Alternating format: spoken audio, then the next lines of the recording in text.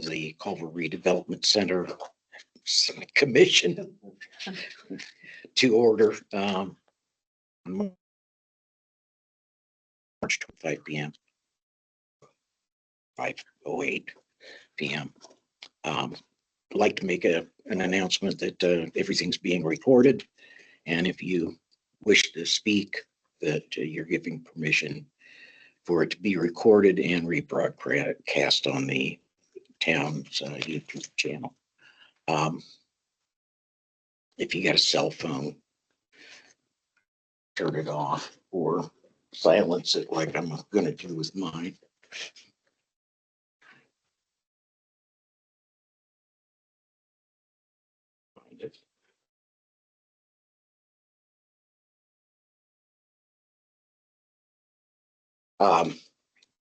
First item on the agenda is roll call.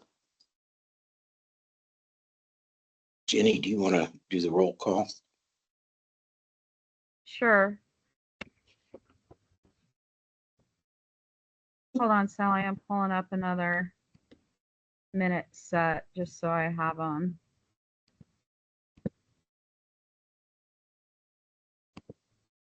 Because I'm assuming it's okay for me to take minutes even though I'm not in person. Yes. Karen said yes.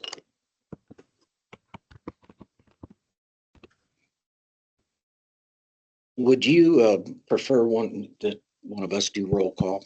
No, it's okay. Sarah Jones. Here. Marty Oosterbahn is considered absent. Sorry, I'm looking for my minutes at the same time that I'm talking. Go ahead and do the roll call, Sally. Okay. I want to find this so I can take notes while you all are talking.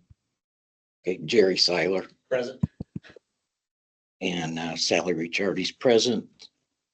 Karen Schumann. Karen Schumann is present. And I'm sort of present.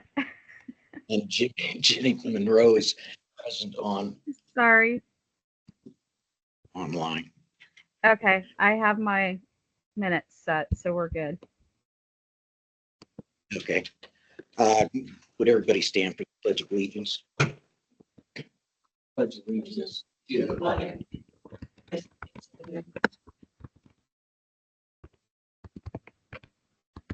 and one nation, indivisible, with liberty and justice for all.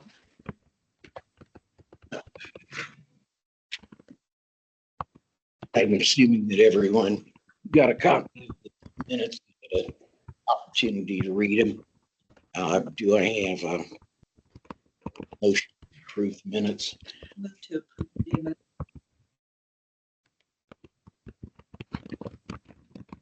Barry seconds. All in favor? Aye. Do a roll call.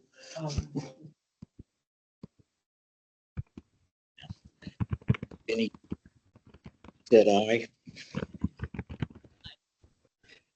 Sarah is an aye. Jerry? Aye. And Sally is aye. Motion approved. New business, Karen is going to give us a regulatory update. I don't have a lot to update. I had a legislative meeting last week. I kind of like a lot of why the one residential one is last somewhat, but it doesn't seem to be harmful. The one thing that is concerning is the property tax discussion and the introduction of the House bill on property tax, or the House bill, which is the version of the Senate Bill 1 on property taxes, and relying on the local income tax than property taxes, and maybe migrating into that, which I think would be somewhat harmful to Culver because of our low full-time residents, and it would place the burden of supporting town services, fire, EMS, those at time. So Right. I would just encourage people to take a look at this. reach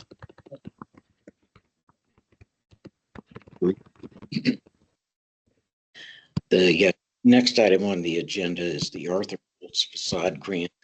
Does everybody have a copy of it or had a chance to read it? And this is for 109 South Main and Main Street. And it's for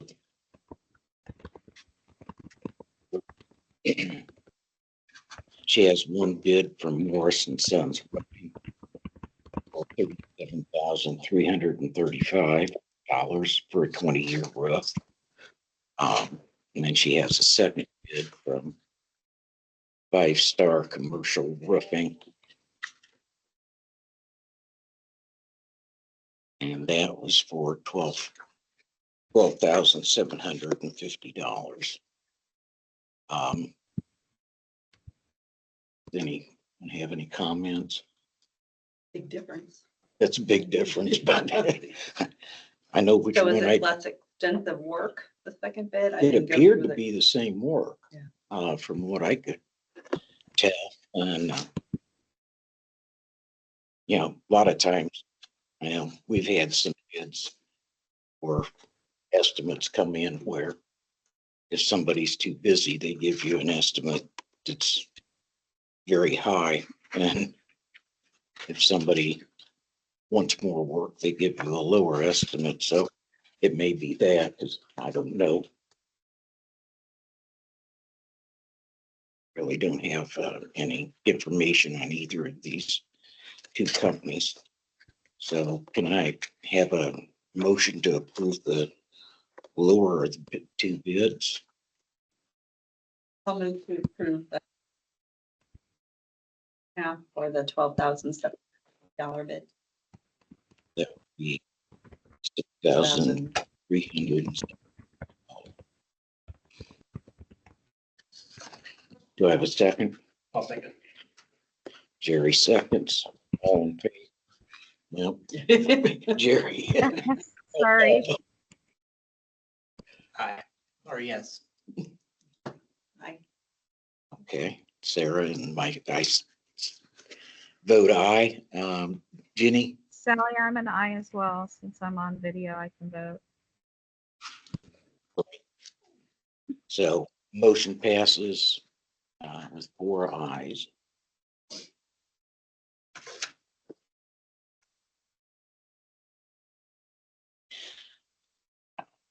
The other thing that we also have the facade grant request from Café Max. Susie's here. She elected, since she couldn't second, did or estimate on electrical outlet. She's requested we just do the awning, and she has two estimates or quotes. One from Lafayette Awning for $7,500, and the second is from Maryville Awning for $6,160. Any questions? Do you have any?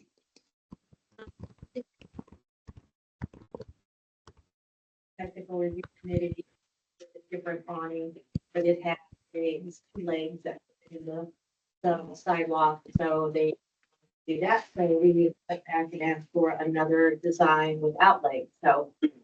Yeah. This is our second go. So they're Okay. okay with the overhang and everything. It was Yeah. putting anything in the walkway was an issue. Yeah. They stated that right away that they would have to have the town council. They preferred it on, they said. Okay. That makes sense. Do I have a motion to?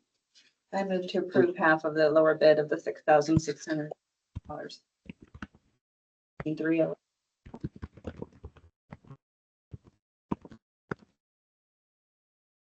Okay, do I have a second? I'll second.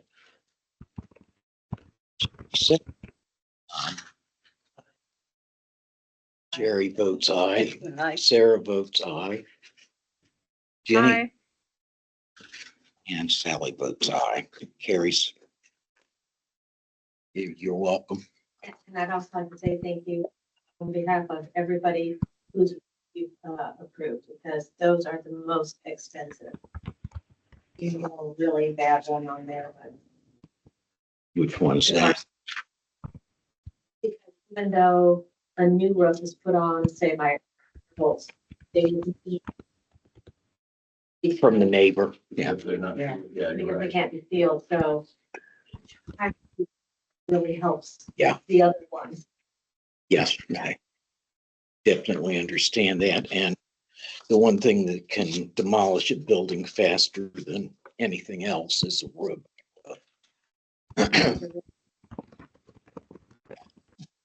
And some of them have needed.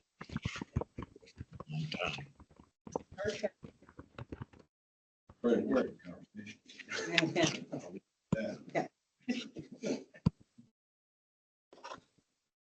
The next item is the visitor center report on Winterfest.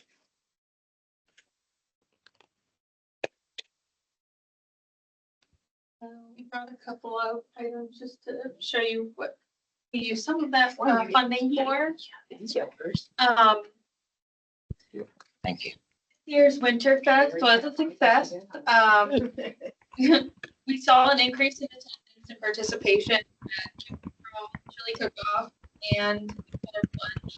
Last year, brought in 32 stoppers. This year, the chili cook-off had 30 judges last year, and judges are just the people coming in and tasting Right. all the chilies. And this year we had 45. At last year's polar plunge, we had 31 plungers, and this year we had 39. We had 15 sponsored ice sculptures this year and had a great turnout to our beer garden and ice fights with our host, the Culver Coffee Company. They informed us they had to make trips back across the street because they had such great sales for the alcohol being served and other beverages as well. At yoga, we saw approximately 20 participants, and we did unfortunately see a decline in runners at Cupid's Dart. We tried something new this year. We moved yoga down to Main Street, which required us to change the start time of the run to 8 a.m.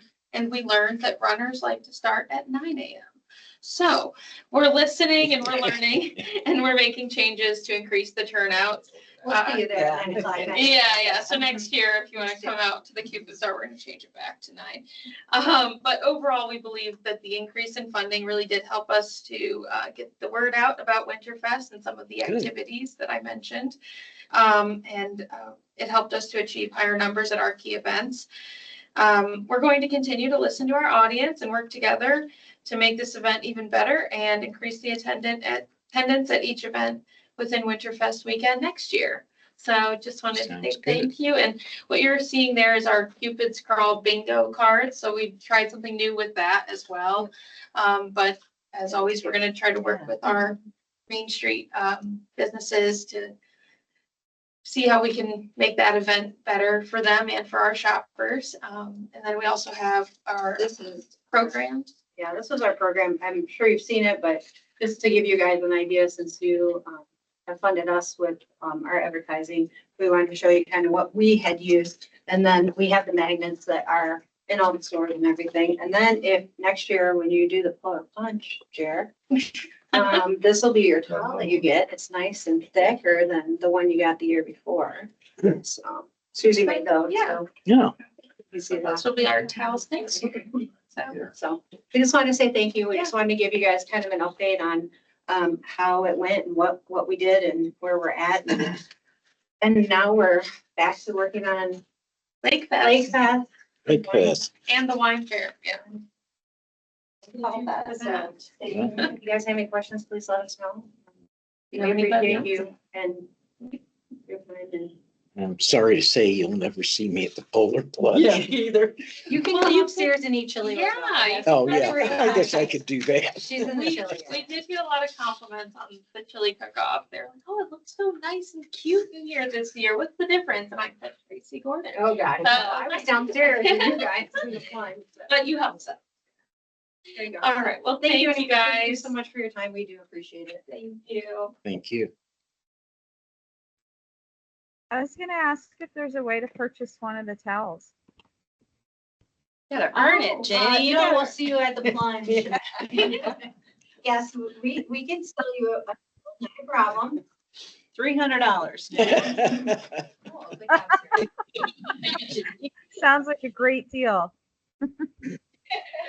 She'll take two. Perfect. Well, you can get a hold of them a little later and make arrangements for those purchases. We can drop it. I call the plunges if I get in the lake.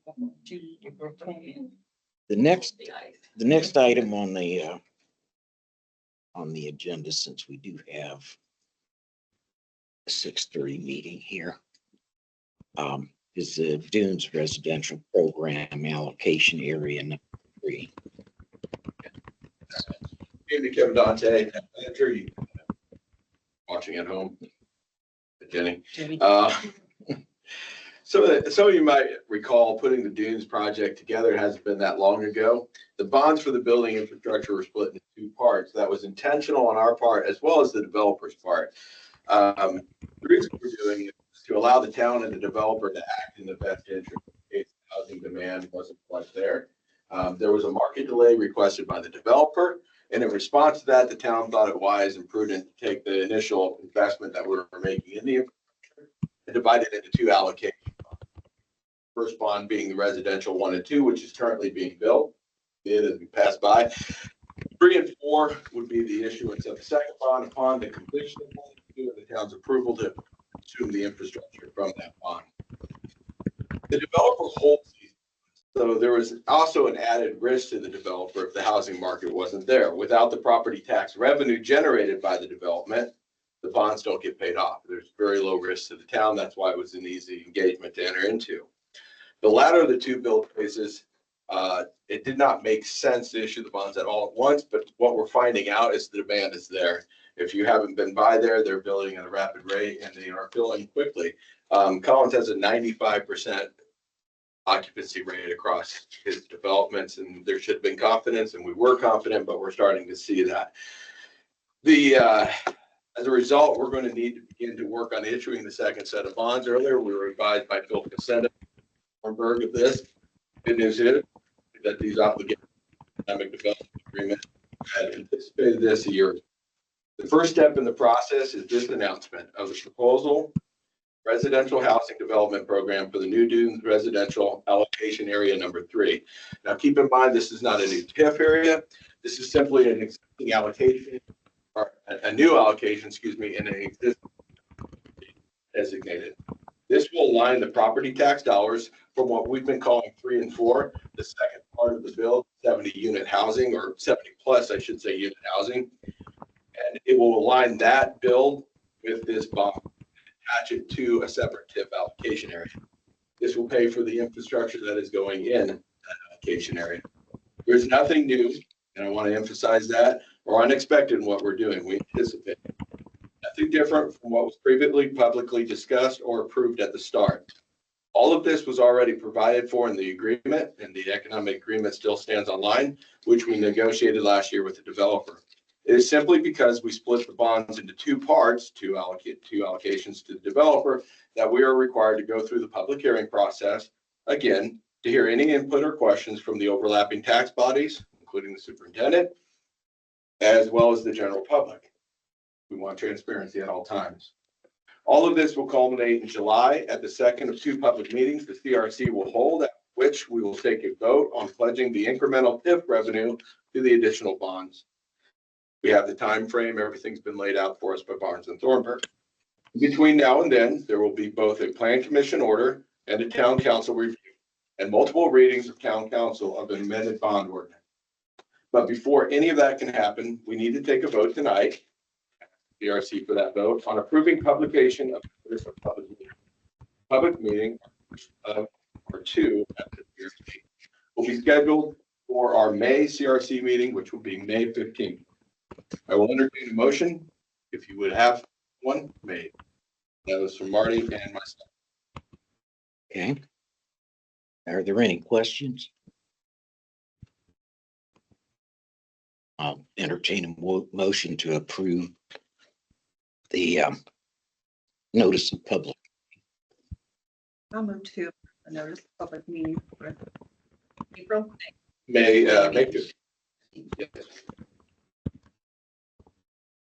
Do I have a second? I'll second. Okay, Jerry seconds. Aye. Was the Very- first Sarah? Yes. First was Sarah. Okay, thank you. Jerry had, Seiler has voted aye.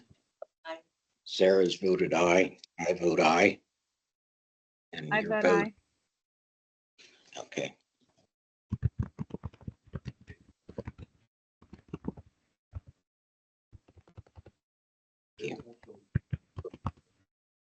And you have the Baker Tilly. I do. If you want to explain it, I'll let you. Absolutely. So in order to, in order to accomplish the bond amendment, essentially is what we're doing for the allocation area. We've retained the services of Baker Tilly, which has initiated our bond service with the developer. What I'm asking for tonight is the CRC's approval to retain their services. The amount should be in here. I've got to take a look. It's $5,000. Same as- 5,000? Yeah. That's what I asked them. Same as last. And we're just asking the CRC to approve the retaining of Baker Tilly as our bond counsel for this. Not our bond counsel, excuse me, but our financial advisor. Do I have a motion to approve the Baker Well, Tilly? you're on. I move that we approve well, it was an amendment. The Baker Tilly amendment. Yeah, when we're going through the bond, they'll run the projection numbers for us. Once I misspoke. I apologize. They're not going to be bond counsel, obviously. But they're going to do advisor on the tip.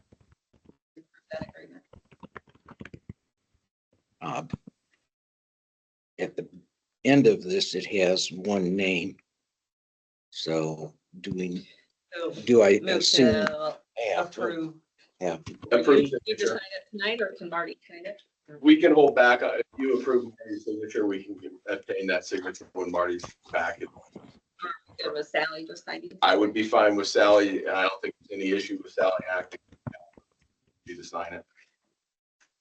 I make a motion that we approve the agreement and authorize Sally to sign on behalf of the CRC. Do I have a second? Second.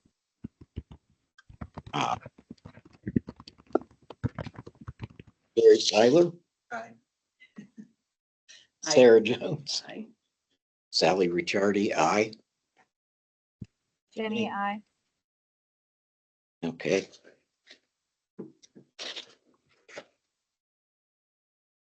Yeah, one thing that was left off was the in focus. That was left off of the agenda was the in focus. I don't think we're project. Project. What would you And- call that? In essence, that probably Yeah, get to it with, it's actually, I think Marty It's might. kind of a might be- proposal. It's actually, I think, under the property owner's analysis, probably. Is that what we're Yeah, being focused? it basically is, taking all of the buildings that are in the downtown Yeah, I was gonna business get- district. Get to it with the Main Street renovation. Oh, okay. And I think that's what he's referring to, or Yeah. we're referring to with the property owner. Yeah. So if you want me to go ahead and. We can do that with the tap Main dance right Street into that, reservation. Kevin Dante show tonight. Main Street renovation project update by yours truly.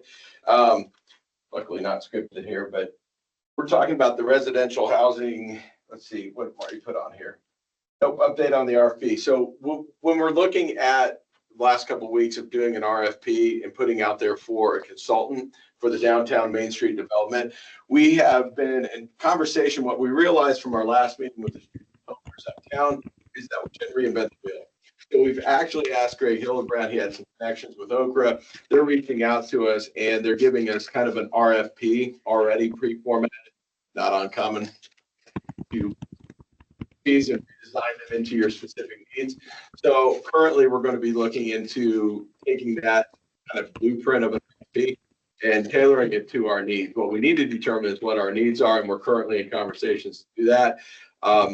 It's on the list of things to do. I would anticipate that we're looking probably at mid-April to do it. On a happier note, during the course of a meeting that was talking about downtown development centered around some different topics, including the theater, I was lucky enough to make contact with a gentleman by the name of Michael Rudnicki, who sits on the Legion, and he put me on to the city manager of Loveland, Ohio. And I've been invited for a couple of days to go down there and just talk about, they've gone through a very similar process. They're outside of Cincinnati, sitting on the river, very small town. They've been able to capture kind of the suburban sprawl, but also design a town which has become incredibly attractive. Retooling it from an industrial town, kind of a center, to something that's more education, recreational model. Not saying that's our model, but he's undergone all the infrastructure projects. He's lived through the different types of tax revenue models, and I think with hopeful to have that before we come back to our. I think it will inform. One of the hidden secrets to all the downtown and Main Street development is every time we hear a consultant, we're talking about buildings and shops and clients, and nobody. The one thing that bothers me is what's underneath the streets, what's underneath in terms of infrastructure. And I think that's something we really need to consider when we start looking at that strip along Lakeshore, Main, and Jefferson. We really need to keep our infrastructure in mind. And I think it's valuable to talk about with people who's going through that. RFP is generating, but I want to have a few more conversations. And again, Greg has been a really great resource for reaching out to people. So it's much appreciated. Building inventory, second topic for tonight on that development. I think Marty has been in conversation with Focus to try to feel out if that's something they can do. I'm not sure if there's an ask this evening associated with InFocus because I didn't necessarily get all that in the email, but he has been asking InFocus to do a building inventory. What we want to do is be able to allocate our assets going down Lakeshore and Main Street and understand what we're dealing with. Well, I was surprised when I got on Beacon. Most of our buildings are from 1905. That is the historical period in which we're dealing with, especially on Main Street. Inside that information, we want not only the age of building, but what are the taxes, who are the property owners, addresses, what have been the sale patterns of those buildings, what is actually the inventory and purpose of that building, and where are we going in terms of how we can group that and understand moving forward. And Focus is going to create that Marty thinks, and I think he's asking, if we can use InFocus for that service to build that building inventory for us. Whether or not it's a financial ask, I'm not sure. My last communication with Marty was that InFocus was doing this for us and was willing to do it. So With not a I did see a There's something. reference to $2,000. Yeah. okay, and I apologize, Which I would wasn't on be, that. Project cost is estimated up to $2,000 Thank you, based on sir. the projected effort of approximately 35 hours of it. So there was, and I just, didn't bring it out with me, but I knew that he'd been in conversation. Yeah. And I think he's asking if that's something the CRC is going to be able to support, Right. and probably would like a motion on that before we get too far along.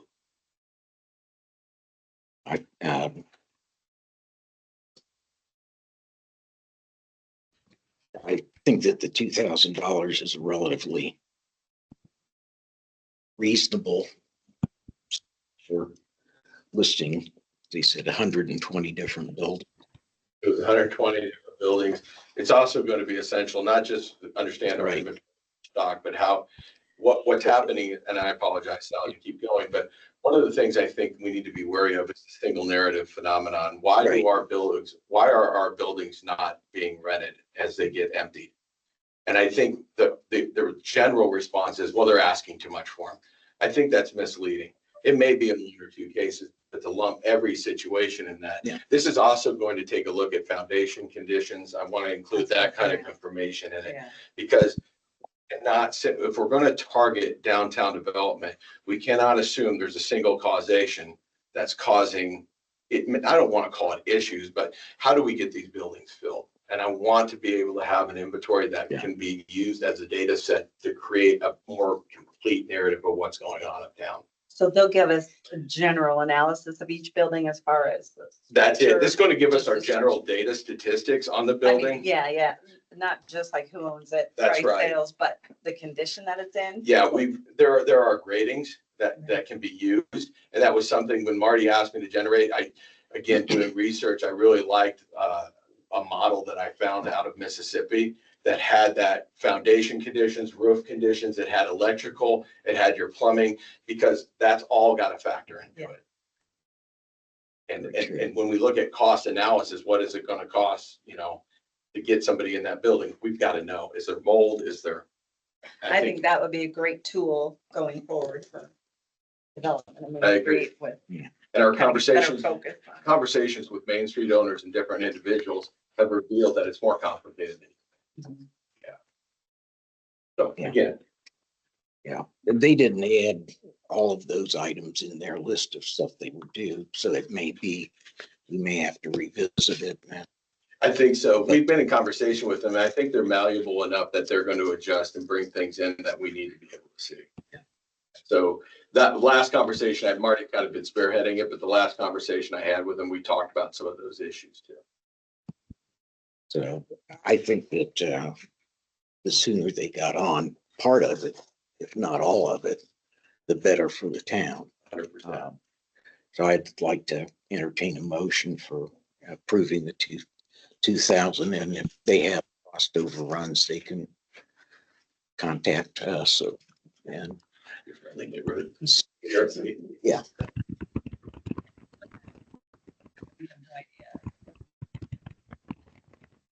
yeah. Right. It is. What they're going to do is provide us with that base database.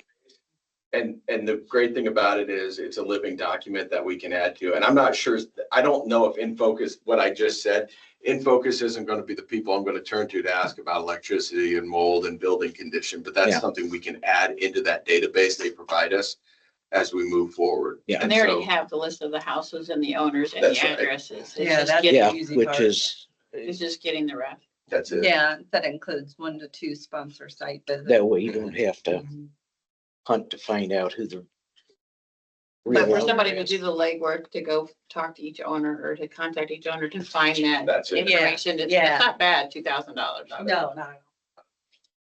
And it's going to be, the nice thing is you got a living document that you can build off of.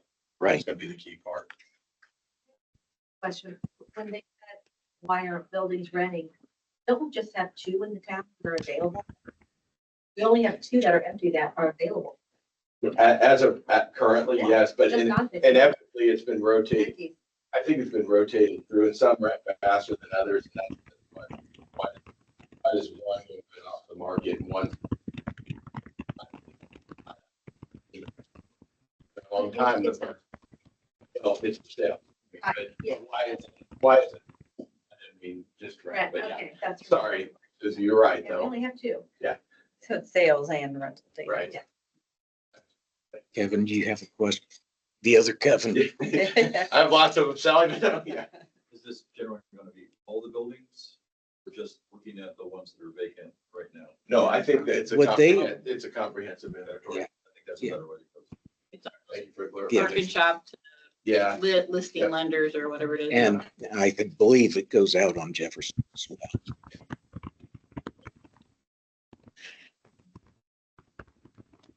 Okay, yeah. I think that we approved the $2,000 fee for the focus project. Okay, Sarah made motion. Do I have a second? Second. Simon? Sarah, Aye. Sally Ricciardi, aye. Jenny Aye. Monroe, Yes, I. Okay, passes 4-0.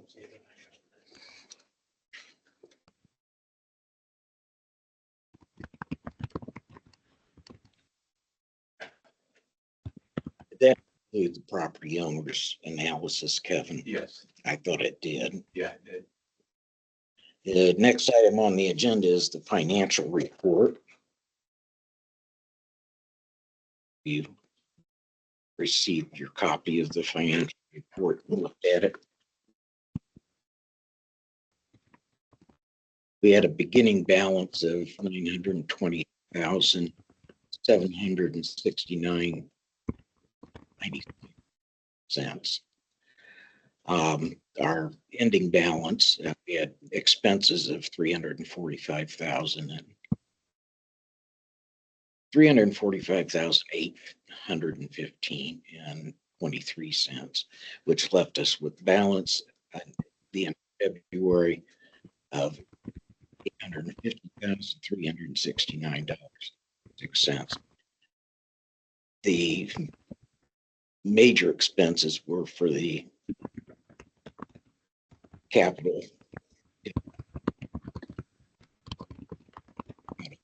TIF 1 and bond payment, as well as the like next phase 3 for 53,000. That was a total of $186,706. Motion to approve, or there?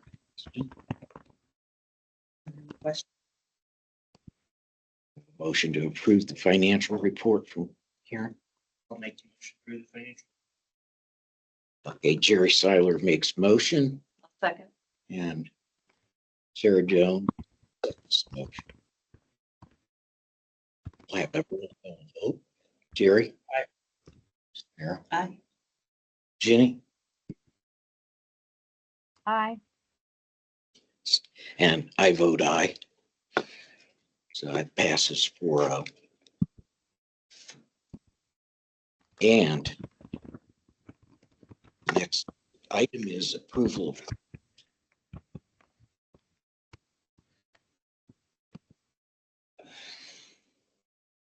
which basically are, I had one question on the claims with the clock and bell service, but I was not here January, February. Is Yeah. that something we approved, fixing a clock? yeah, Yes, having it totally refurbished, basically, it'll be hold off the metal. Hold it, They're gonna- yeah. Is that the one that's in the? they're gonna This pull it one, up and they're put gonna- new work. do the- Parts for that? No. Is there more to come? There will be enough fee. Question on. There's gonna be, which is great. Yeah. When they do time change? When they do time change, are they gonna, time, who did the time change? I can't, I have not asked that question, so I won't pretend to have the answer. Okay, But I appreciate the question. I'm not 100%, but I think the two services are supposed to be, at that time? yeah. Thank you, I'm Jerry. not gonna say they're gonna be a week maybe, but if I remember right, it was supposed to be around that time period. I'm not gonna do it at 2 a.m. on the Sunday. I don't think so. Why I probably just pointed at Jerry. Thank That you. would make sense, do it at the same time.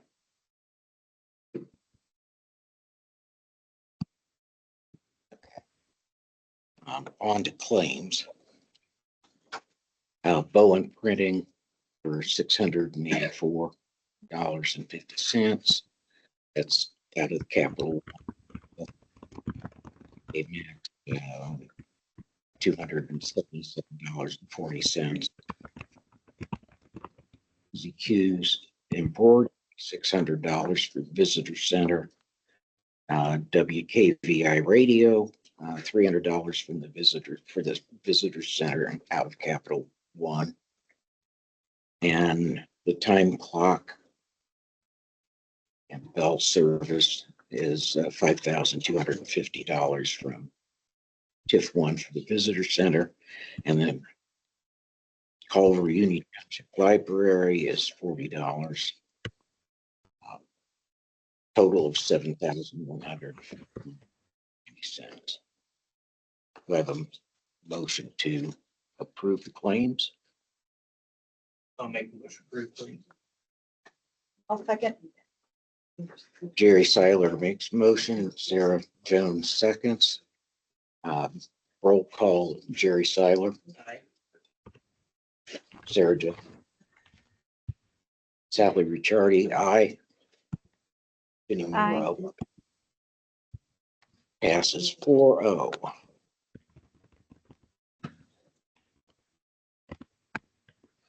Next item on the agenda is public input. Is there any public input?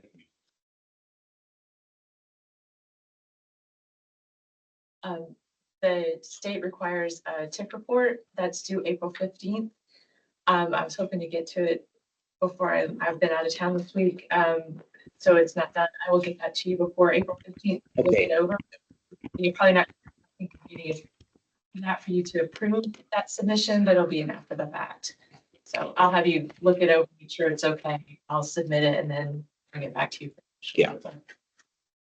That sounds To give you a heads up. And then once Wonderful. that's done, you need to present that report to the town council. That's not a problem.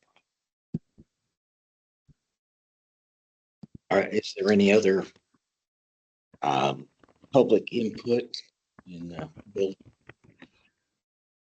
Anyone online? Is there any member input? Sally, I was gonna mention something from road school that I learned at Purdue Road School this week. In addition to some of the legislation that Karen mentioned, as part of the potential budget cuts at the state level, the CCMG program that the town of Culver has received a lot of funds, grant funds for road paving. They are very likely cutting that program by 150 million. The current legislation on that would have that 150 million gets divvied up among some city program, etc.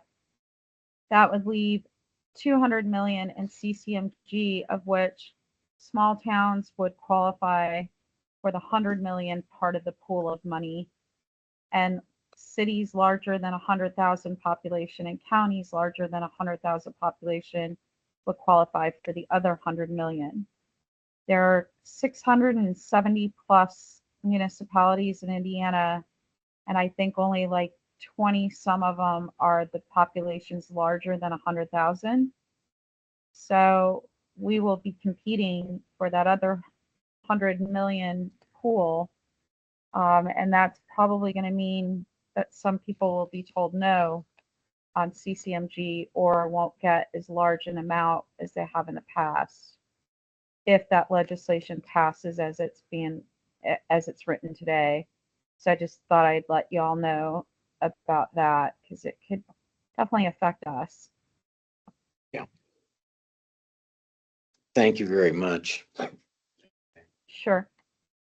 I won't say for that wonderful information, but the information, Memory for everybody. yeah,